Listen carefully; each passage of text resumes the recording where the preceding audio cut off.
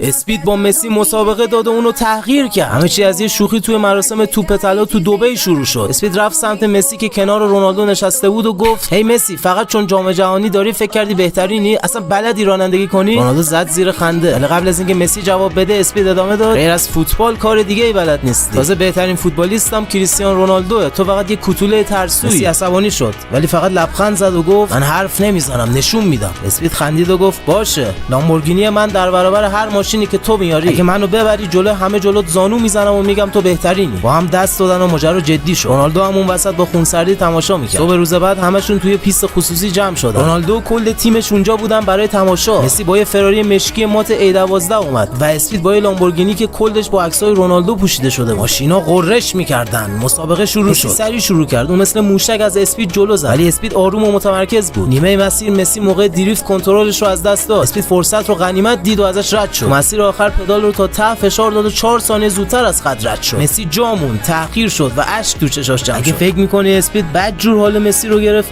لایک کن و بنویس سو.